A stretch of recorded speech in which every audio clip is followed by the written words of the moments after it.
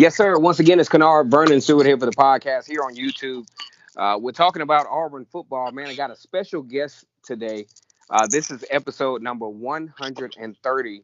I think this is a commemorative episode here. We've been doing this thing for about a year now, and definitely glad to have Devin Dawson, the founder of All About Auburn, the Facebook page that has grown by leaps and bounds. As a matter of fact, he doesn't even have to do much work anymore over there because the group is pretty much running itself.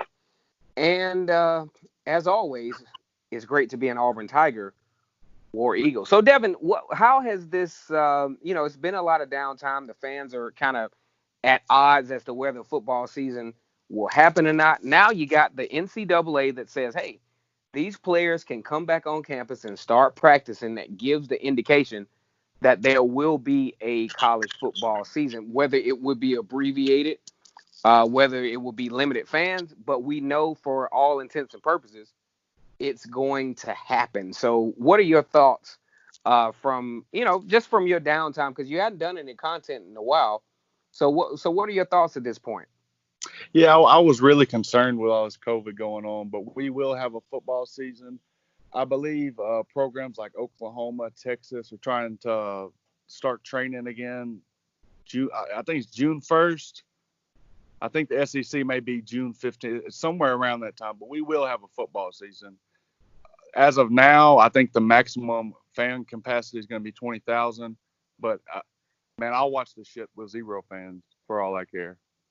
Yeah, because when you think about 20,000 fans in most of the Power Five, schools, you're talking about a very, very obviously 1/3 of what their capacity Right. normally is.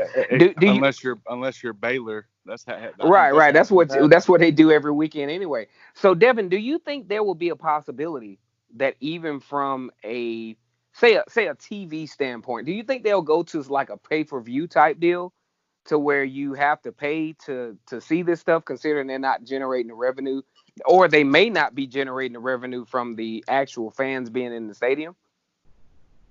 That's actually a really good question. But if I had to guess, I would say no. Okay. But that's a really good question. I'd also like to add legendary Auburn coach Pat Dye caught the coronavirus. He's supposedly stable now. And hope everyone's doing okay, being safe during, all this catastrophe. It's not just the sports scene, it's the economic scene. I mean, I hope you're stocked up on toilet paper, Vernon. Well, I went into Kroger yesterday, and they actually have, basically stocked up, at least in my area. But there have been some other stores that I've gone to. There's a Walmart like right down the street that's still kind of shaky on toilet paper and things like that. So you're definitely right. Yeah, We're still not out of the woods yet as far as limited stock on necessities in that regard. So as we reverse this thing to Auburn football, of course, Auburn coming off of a 9-4 season that saw two players drafted in the first round of the NFL, which hasn't happened since 2013. When you think about recruiting, where do you, from a sales standpoint, how do you think that will impact Auburn recruiting, especially they're getting off to a pretty good start in 2021? How do you think that bodes with Auburn recruiting? man, I think it goes well. Igbenogany going first round really shocked me. I was kind of thinking Marlon Davidson. But I mean, yeah, and he was recruited as an athlete, wide receiver. Right. Got switched to cornerback. I mean, that just shows. And I also think I can't remember his name. Cam Newton's little brother. I know he's a quarterback. I think he's either going to play receiver or corner. Mm-hmm. But he does have a lot of talent. And see, a lot of people talk about Kylan Newton as possibly switching over. That seems to be the mainstay. If you can't make it at quarterback, we're going to switch you over to wide receiver or cornerback at 6 feet, about 200 pounds. And looking at him on video footage, I just don't see a Power 5 wide receiver skill set. So what I'm thinking about, like I did a video earlier this week, I'm looking at a very strong possibility that he could be used in the Wildcat package because he can throw the football. His first step in the even in between the tackles, similar to Nick Marshall. He's not as fast as Nick Marshall, but he's just as quick.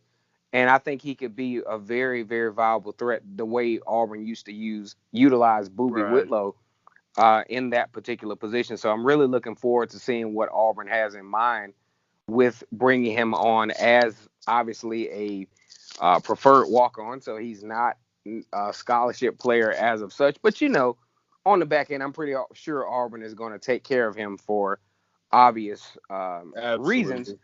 So when we Yeah, also, oh, and go I ahead. would I'm like to sorry. say this. Oh, it's fine.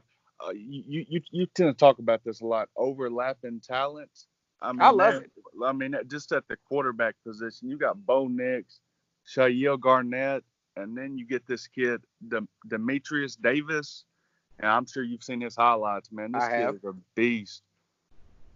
His rushing ability is very Nick Marshallish, but he prefers to stay in the pocket and throw. When he scrambles away from the blitz, he keeps his eyes downfield, delivers ball, and instead of taking 5-10 yards, he's shooting touchdowns, man. Right.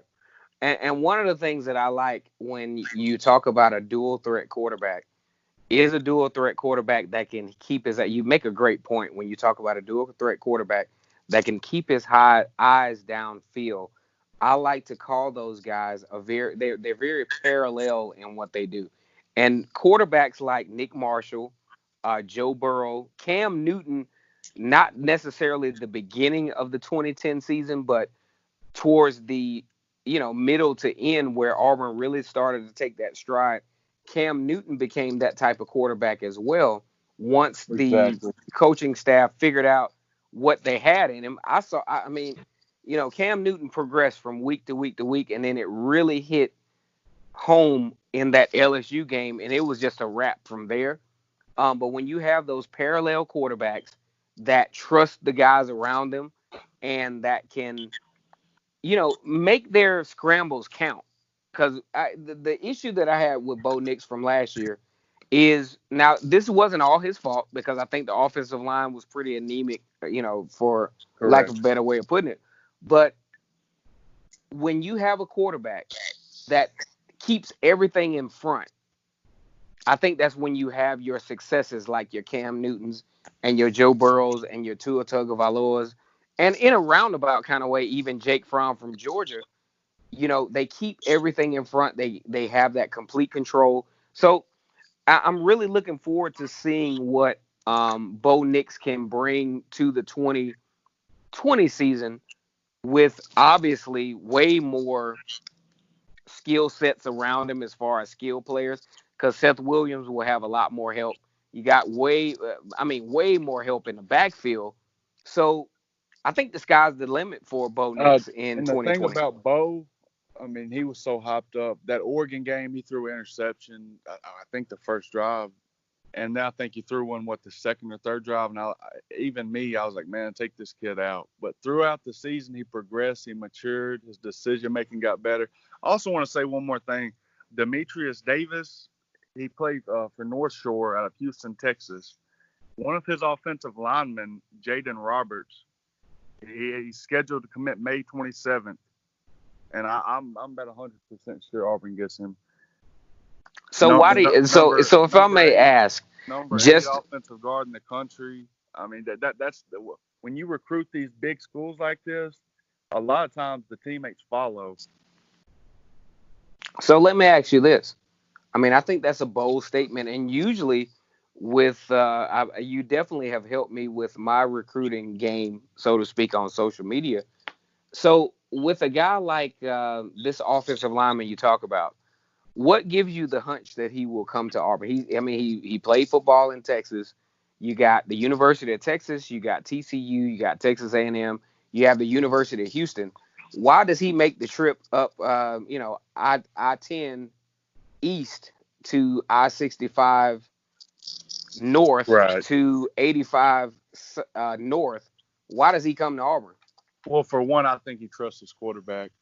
He's been protecting, Davis for a while. I usually teammates tend to like to stick together. I mean, last year I can't remember who it was, but we recruited somebody, elite player, and their teammate almost went to Auburn and flipped like a week or so before signing I day. think I know what you're talking. I Yeah, wish I I can't remember knew. his I name. wish I think I remember that scenario. I also want you to keep an eye on this guy. I mean, this we don't really get this much at Auburn. This is the number 2 corner in the country. His name is Quincy McKinstry. Okay. Hell, I want him on the team just for his name, but this dude is elite, and Auburn's his number 1 option. You know, I pay for that Auburn undercover. I get to see like a lot of the intel, and man, we're in a position to land some elite guys. Well, I talked about this on my channel a lot. We talk about the possibility of Auburn as one of the better defenses in the country, and one of the names that is a common denominator is obviously Kevin Steele and Travis Williams. What are your thoughts? I mean, you followed Auburn just as much as I do. What are your thoughts on the prospect of Auburn reloading on defense, considering that all that has been lost? We don't have to name names for the interest of saving time, because if you're a true Auburn fan, you know what happened last year, and the fact that a Correct. lot of good guys have gone. Why would you think that even media outlets would even think that Auburn would have a top defense coming into 2020? Well, Steele, Rodney, help me out here. Rodney Garner, Yeah, yes sir, I got him, you. Travis Williams, man, they have built a reputation, and they have been recruiting elite guys since Steele got there. I have no concern with the defense. You get all your linebackers back. You add some talent at linebacker. You're absolutely loaded on the defensive line. Oh yeah.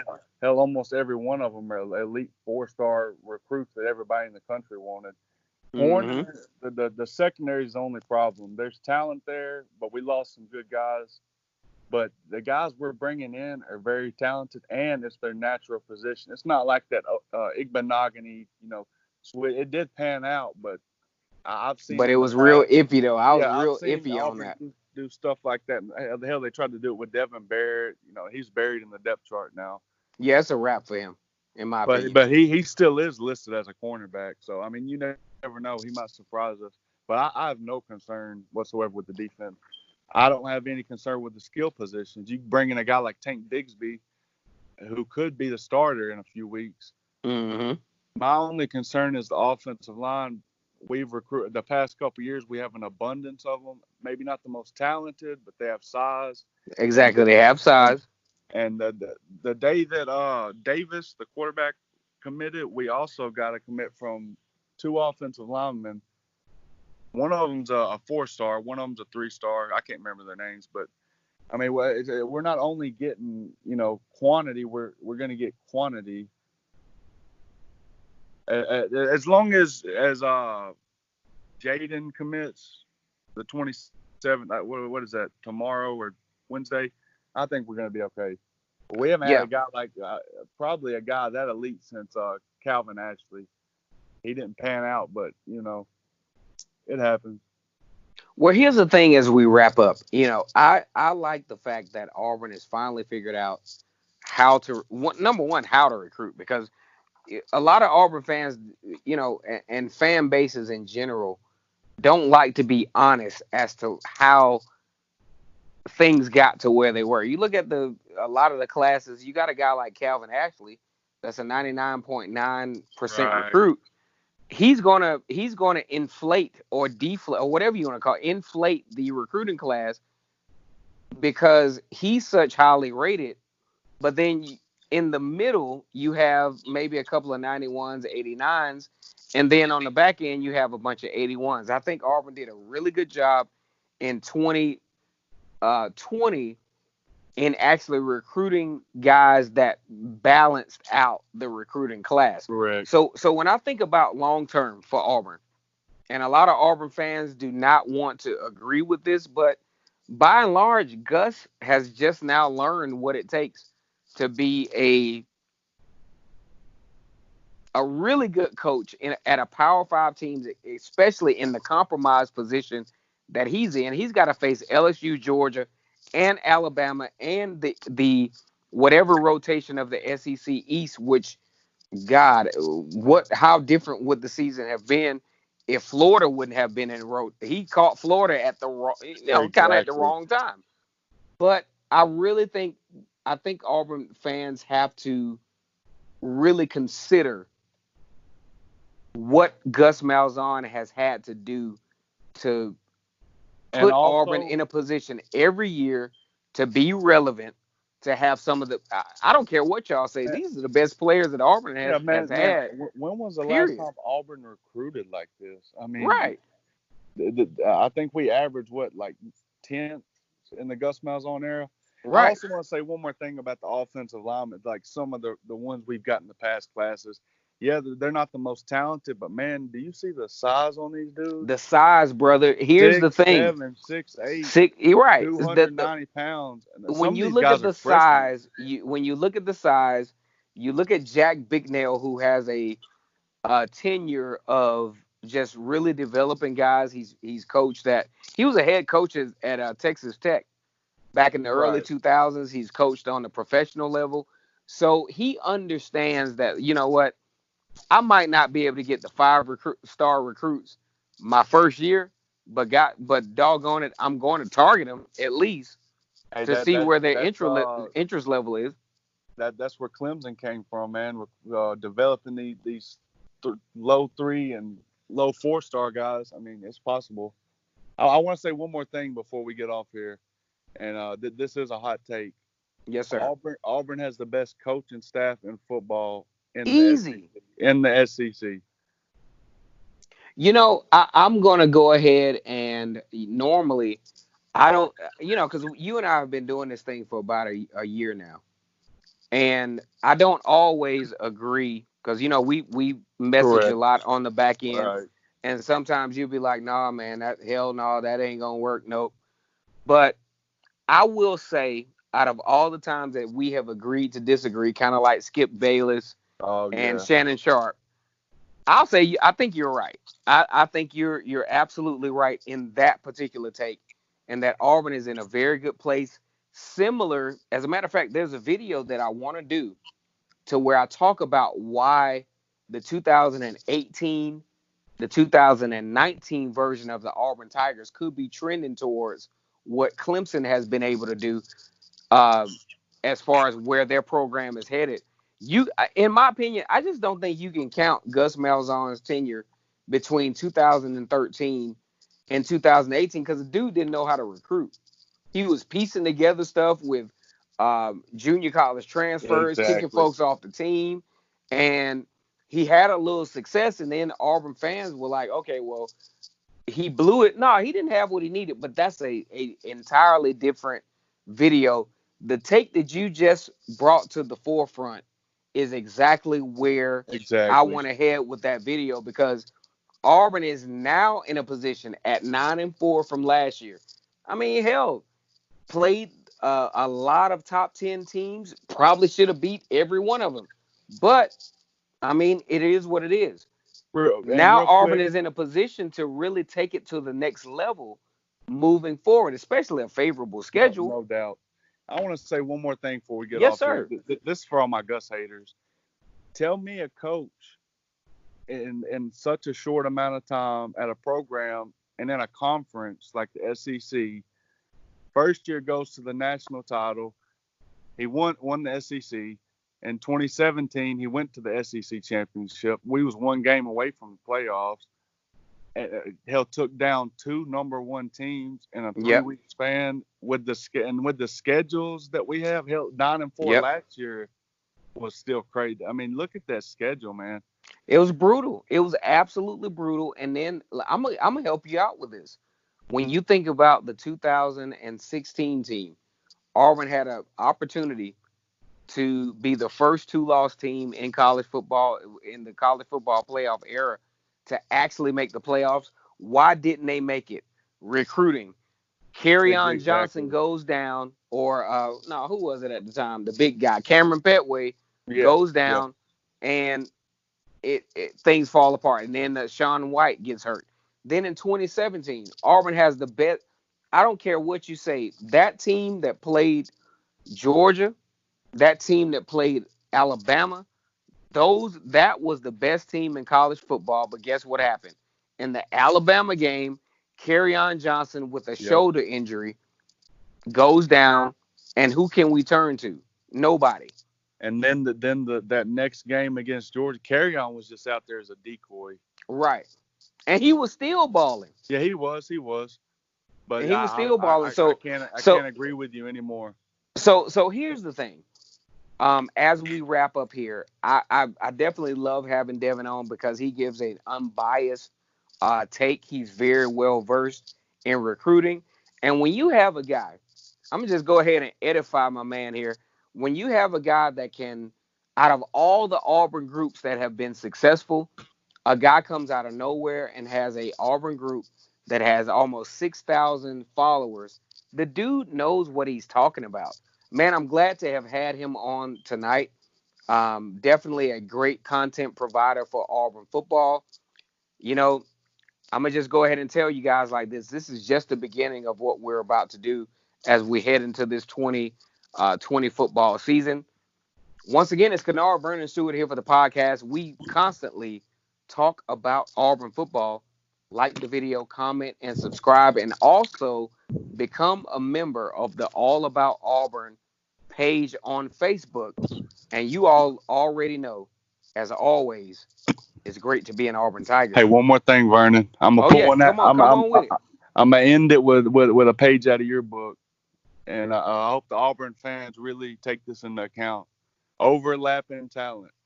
Oh yeah, that's my thing. I see people getting pissed off about transfers. That's a good problem to have. Overlapping talent. Look at Alabama, Georgia, Clemson, Ohio State. That's overlapping talent. Yes, sir. Definitely. I talk about overlapping talent almost to a fault because I know how it works. And like I said before, guys, now Devin, I know you. Sometimes things kind of pop up because you and I've been doing these podcasts for a while, and you'll get an idea in your head. I want to make sure have you covered everything because I want to get all of your insight out. Yeah, man. I mean, hell, we could sit here and talk about it all day, but yeah, I think we've covered everything. Okay, all right, brother. Well, here's the thing. Now that it's great. Now what? Now here's the thing. A lot of Auburn fans don't understand the fact that you're back involved with content creation is a huge thing here. So Devin Dawson has gave his take. We're going to go ahead and end it here. As always, it's great to be an Auburn Tiger, War Eagle.